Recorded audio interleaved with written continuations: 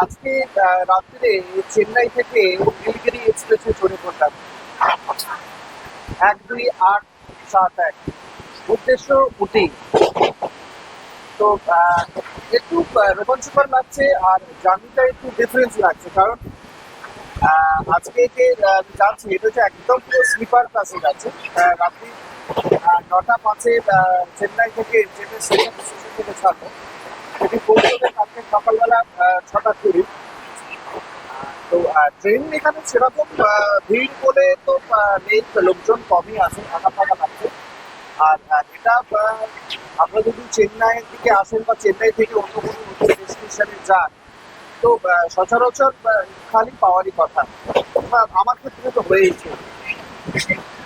তো যত সম্ভব আজকে যেটা আপডেট দেখলাম, ওয়েদার আপডেট, তো ওখানে মোটামুটি মেঘলা ভাব আছে। আর তার সঙ্গে ঠান্ডা প্রায় 14 ডিগ্রি টেম্পারেচার, মানে সর্বনিম্ন এবং সর্বোচ্চ 22 ডিগ্রি টেম্পারেচার এই মে মাসের লাস্ট উইকে। তো চলুন আজকে রাত্রি অব্দি যতগুলো স্টেশন দেখানো সম্ভব হয় দেখাবো। আর যদি ঘুমিয়ে পড়ি তো দেখাতে পারবো না, কারণ আজকে পুরো দিন প্রায় পুরো দিন সকাল থেকে পুরো চেন্নাই ঘুরেছি, যেটা আপনারা আমার আগের দিকে দেখেছেন। যদি আজকে আপনাদের পুরো স্টেশনগুলো দেখাতে না পারি, বাচ্চারা করবে, তো কাল সকালে আমরা মেটুপালায় স্টেশন থেকে কিন্তু আপনাদের সরাসরি প্রত্যেকটা জিনিসের আপডেট দেবো।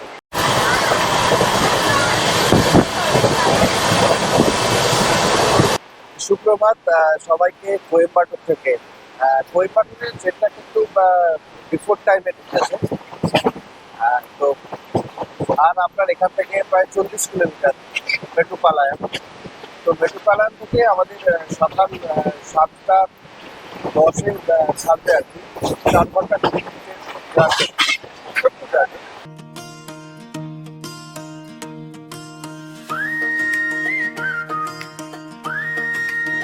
মেট্রোপালামে এসে পৌঁছালাম 6টা 10 কারেক্ট টাইম, মানে 20 মিনিট বিফোর টাইমে এসছে। আর এখানকার পরিবেশটা কিন্তু অভাবনীয় সুন্দর। বিশ্বাস করুন, প্রথম টাইম এলাম সকালবেলা, আর এখানকার পরিবেশটা মানে কি বলবো আপনাদের, মানে আমরা দার্জিলিং বা সিমলা কুল্লু মানালির ওখানকার এক ধরনের পাহাড়ের ফিল, আর এখানে নীলগিরি যে পাহাড় আছে তার পরিবেশের ভিউটা কিন্তু সম্পূর্ণ ধরনের আলাদা। তো আমি আপনাদের বলবো যে আপনারা যদি কোনোদিন দক্ষিণ ভারত বেড়াতে আসেন, তাহলে কিন্তু আপনারা এই মেট্রোপালায়ন হয়ে কিন্তু উটি আসবেন। আমাদের উটির ট্রেন হচ্ছে এখান থেকে 7টা 10-এ ছাড়বে। আরেকটি ট্রেন আছে যত সম্ভব, আমি যদি ভুল হয় 11টা থেকে ছাড়বে। তো আপনারা এই যে ট্রেনটি এলাম চেন্নাই থেকে 9টা 5-এ রাত্রিতে ছাড়লো নীলগিরি এক্সপ্রেস, এই এক্সপ্রেসের সঙ্গে এই ট্রেনটা কিন্তু কানেক্টিং আছে। এক্স্যাক্টলি যেটা কালকা মেলের সঙ্গে আপনাদের ওইদিকে সিমলা যাওয়ার ট্রেনের মতো একই আছে। তো আপনারা এই ট্রেনে এসে নীলগিরি পাহাড়কে এক্সপ্লোর করবেন টয় ট্রেন চড়ে, তারপরে গিয়ে উঠে পৌঁছাবেন। চলুন আমরা যাই টয় ট্রেনে। এই দেখুন, এই হচ্ছে আপনার মেট্রোপালায়াম স্টেশনের গাড়ির হচ্ছে ফার্স্ট লুক। ঘন্টা বেসিসে আপনার এসি ওয়েটিং হল আছে, যেটা বা 25 টাকা করে মোটামুটি নেয় পার আওয়ার বেসিস। তো আপনারা যদি এখানে অ্যাডভান্স ঢুকে যান, তাহলে কিন্তু এখানে থেকে আপনারা ওখানে রেস্ট নিতে পারেন। আমার তো মনে হয় না যে এখানে থাকার বা রেস্ট রুমে বসার কোনো যৌক্তিকতা আছে, কারণ এখানকার পরিবেশটা এতই সুন্দর, যেটা আপনাদেরকে বলে আমি বোঝাতে পারবো না। তো এই হচ্ছে গাড়ির, দেখুন এই ইঞ্জিনটা স্টিম ইঞ্জিন, আমি তো আমার এই লাইফে ফার্স্ট দেখলাম, আপনাদের জন্য দেখাই। দেখুন স্টিম ইঞ্জিনটা প্রচুর গরম আছে। আর এই টয় ট্রেনে একটি জেনারেল আছে, যেটা আপনারা সঙ্গে সঙ্গে টিকিট কেটে এখানে ভরতে পারেন। তবে এই জেনারেল কম্পার্টমেন্টের স্পেসটা কিন্তু খুব বড়, অথচ আমরা যারা রিজার্ভ করে আসি প্রায় 2 মাস আগে টিকিট কেটে, তাদের জন্য স্পেস কিন্তু খুবই কম, খুবই ছোট স্পেস। আমার আছে D2, 30, 31, 32। আপনারা দেখুন স্পেস একদম লেস স্পেস, লাগেজ নেওয়ার মতো বা কোনো রকম জায়গা নেই। আর সবথেকে D1টার অবস্থা কিন্তু আরও খারাপ, আরও কনজেস্টেড। আমি জানি না মানে রেল এই বিষয়ে সেরকম নজর দিচ্ছে কিনা, যাত্রী স্বাচ্ছন্দ্য বারবার বড়াই করে বলে। তো আমার মনে হয় এই ট্রেনের ক্ষেত্রে যাত্রী স্বাচ্ছন্দ্যের কথা কিন্তু কোনো একদম মাথায় দেওয়া হয়নি। আর এটা হচ্ছে আপনাদের ফার্স্ট ক্লাস। এর জায়গাটা কিন্তু আরও পরিষ্কার, ভাড়াটাও কিন্তু অনেকটাই বেশি। এই হচ্ছে আমাদের D2 কম্পার্টমেন্ট। তো এখানে বসার জায়গা একদমই মানে খুবই কনজেস্টেড। আর আপনি যদি সঙ্গে কোনো লাগেজ আনেন, তো লাগেজের ক্ষেত্রে কিন্তু আমার মনে হয় যে কোনো জায়গা আছে বলে মনে হয়। মানে লাগেজকে আপনাকে কোলের ওপর বসিয়ে নিতে হবে। আপনাদের আমি প্র্যাকটিক্যালি দেখাচ্ছি। আমার একটি লাগেজ আছে, ভেতরে জায়গা নেই। আপনারা দেখুন এই নিচে লাগেজের ব্যবস্থা দেখুন, মানে এত ন্যারো জায়গা আপনাদের বলে বোঝানোর মতো না। এই স্পেস দেখুন, মোটামুটি 1.5 ফুট। মানে 4 ঘন্টার যে আপনি এখানে জার্নি করবেন, তো আমার মনে হয় না যে আপনি স্বাচ্ছন্দ্যে জার্নি করতে পারবেন, বা আমাদের নীলগিরি পাহাড়ের যে সৌন্দর্য আছে সেটাকে আপনারা উপভোগ করতে পারবেন। তো চলুন, বেড়াতে এসছি, বেড়াতে হবে, ঘুরতে হবে, নতুন জায়গাকে এক্সপ্লোর করতে হবে। তার মধ্যে থেকেও, কষ্টের মধ্যে থেকেও বেড়ানোর যে সুন্দর মুহূর্তগুলো, সেইগুলো নিজেদেরকে আরও নিজেদের মতো করে সাজিয়ে নিতে হবে। কাটায় কাটায় 7টা 10 আমাদের ট্রেন কিন্তু ছাড়লো।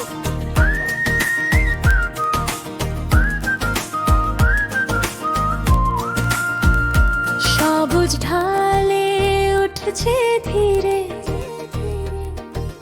টয় ট্রেনের ছোট চাকা, জানালার পাশে বসে আমি, হাসির গন্ধে ভরলো ডানা। আপনারা এই ট্রেনে উঠে এই ট্রেনের টিকিটটা পাবেন কিভাবে? তো প্রথম কথা, এই অনলাইনে আপনাদের IRCTC-র অ্যাপ থেকে ময়ূর ডাকছে পেছনে, আপনাদের দেখালাম, ময়ূর ডাকছে বলে আপনাদের দেখার চেষ্টা করলাম। যাক, আমি পুরোনো জায়গায় আবার ফিরে আসি। আপনারা টিকিট কাটবেন কিভাবে? আপনারা IRCTC-র অ্যাপ থেকে 2 মাস আগে এদের টিকিট খোলে, সেখান থেকে টিকিট কাটতে পারেন। বেশিরভাগ পিক সিজনে কিন্তু আপনার 1 মিনিটের মধ্যে উইন্ডো ক্লোজ হয়ে যায়, যেটা আমার ক্ষেত্রে হয়েছিল। ট্রেনে ভ্রমণের সারণ্যরকম, ট্রেনে ভ্রমণের সারণ্যরকম,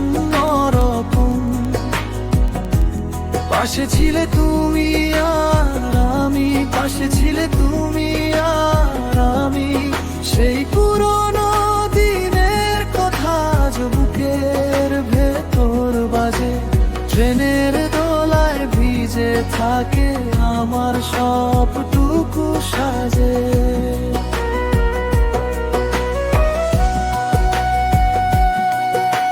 এই প্রথম স্টেশন এলো কাল্লার। আপনাদের দেখাই কাল্লার স্টেশনের পারিপার্শ্বিক যে ছবি, একদম পুরো ছবির মতো লাগছে, বিশ্বাস করুন।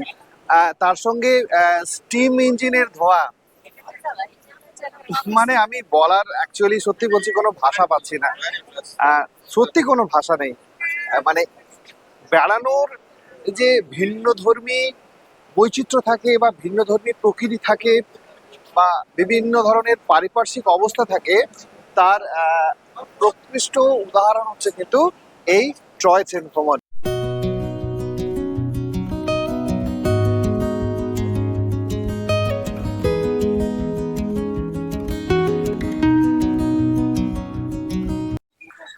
আমরা এসে পৌঁছালাম 2 নম্বর স্টেশন, যার নাম হচ্ছে হিলটপ স্টেশন।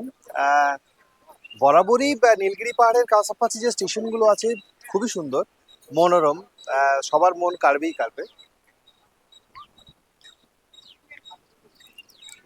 আর এখানে যদি আপনারা টয়লেট করতে চান আর কি, মেল ফিমেল দুজনদেরই আলাদা ব্যবস্থা আছে। আর তবে লাগছে কিন্তু সুন্দর, যাই বলেন। মানে ওয়েদারটা খুবই ঠান্ডা, মানে আপনাদের মে মাসে যেরকম ঠান্ডা হওয়ার কথা, এই স্টেশনে কিন্তু সেই রকম, সরি ভুল বললাম, যেরকম গরম হওয়ার কথা, তো এখানে কিন্তু সেই রকম গরম ভাবটা নেই। মানে আপনাদের এসি টেম্পারেচার যত সম্ভব ওই 25-26 যে টেম্পারেচার, সেই ফিল কিন্তু আমরা অটোমেটিক্যালি পাচ্ছি। আর আপনারা যখন এখানে আসবেন, বাদর থেকে সাবধান থাকবেন। এই দেখুন, এখানে অনেক ছোট ছোট বাদর আছে, এদের থেকে কিন্তু সাবধান। ওরা দেখে ভয়ে পালিয়ে যাচ্ছে কিন্তু। এই স্টেশনে কিন্তু একটু উপস্থিত পাওনা আছে, মানে এখানে অনেক রকমের খাবার মানে পাওয়া যায়, অনেক রকম বলবো না। এখানে আমরা বাড়া পাওয়া যায় আর কিছু মানে ভেজিটেবল চপস আছে, যেটা আমরা কিনে খাচ্ছি। বাড়া 20 টাকা করে পিস। এখানে আরো আপনাদের চাট দেওয়া আছে, আপনারা কাইন্ডলি দেখে নেবেন। তো এখান থেকে রেলের তরফ থেকে একটা জিনিস সুবিধা করেছে, আপনি বেড়াতে আসছেন মানে তার সঙ্গে খাবার দাবারেরও ওনারা সুবিধা দিচ্ছে আর কি।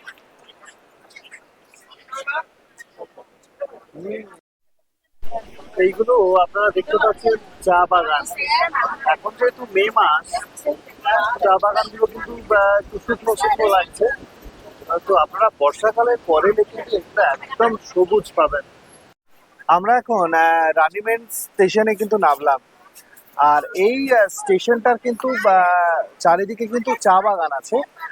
তো আপনারা আপনাদের দেখানোর চেষ্টা করছি চা বাগানগুলো। তো চা বাগানগুলো খুবই সুন্দর লাগছে, দেখুন এই দেখুন। আর এইগুলো কিন্তু এখন বর্ষাকাল না হওয়ার দরুন কিন্তু চা বাগানগুলো পুরো একদম শুকিয়ে গেছে। কিছু কিছু জায়গায় সবুজ আছে, কিন্তু বেশিরভাগটাই নষ্ট হয়ে গেছে। তো আমি আপনাদের রেকমেন্ড করবো, আপনারা যখনই কোনো উটি বাইরে বেড়াতে আসবেন, তো স্পেশালি বর্ষাকালের পরে কিন্তু আপনারা আসবেন। এই সময়টা আপনাদের জন্য সুটেবল হবে। এই স্টেশনের পাশে কিন্তু চা বাগানগুলো কিন্তু অসম্ভব সুন্দর। বিশ্বাস করুন, খুব সুন্দর চা বাগান। আপনাদের দেখাই, স্টেশনের কিন্তু একদম ডান দিকে।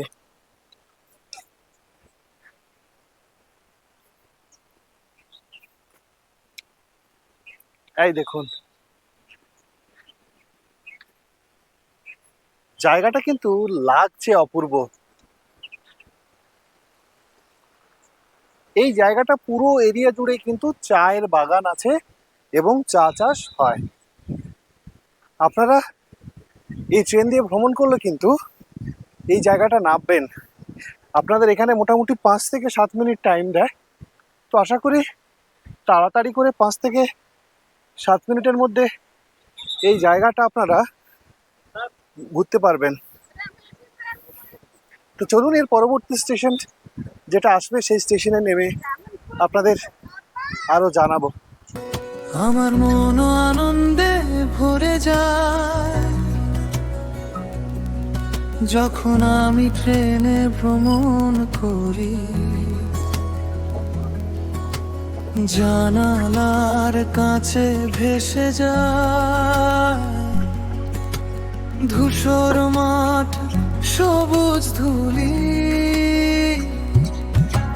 টিকিটের ভাঁজে লুকোনো স্মৃতি, ঝাঁকুনির তালে জেগে ওঠে চায়ের কাপ আর সিটের গন্ধ, হৃদয়টাকে দূরে বয়।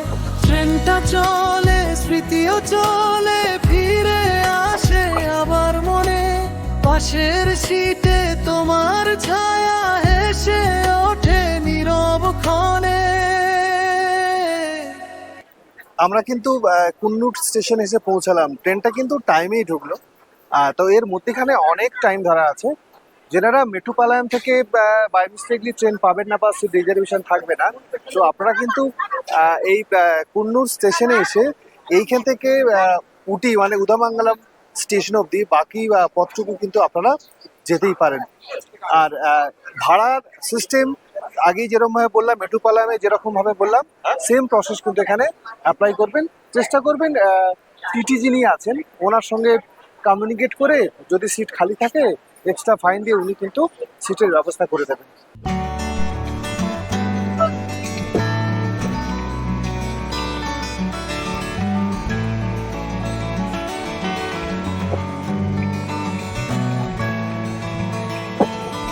এই লাভডেল স্টেশন এলো, এর পরেরটাই হচ্ছে উধামাঙ্গালাম মানে হচ্ছে উটি।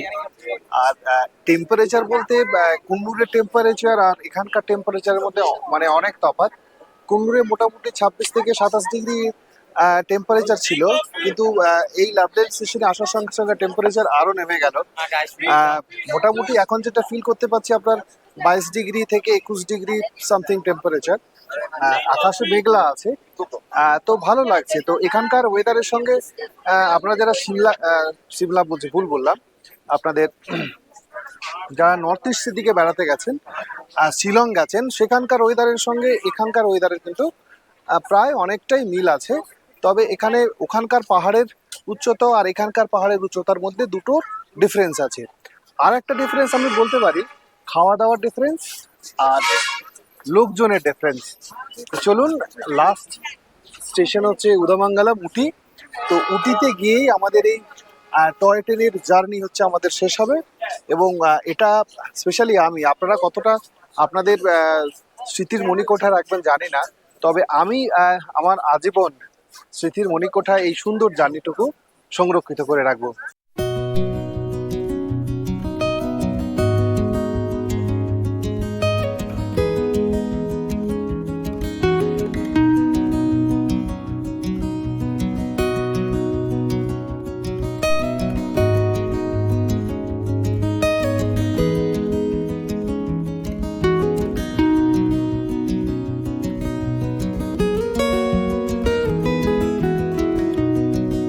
কিন্তু শেষমেশ উদমঙ্গলম ওরফে উটি এসে পৌঁছালাম।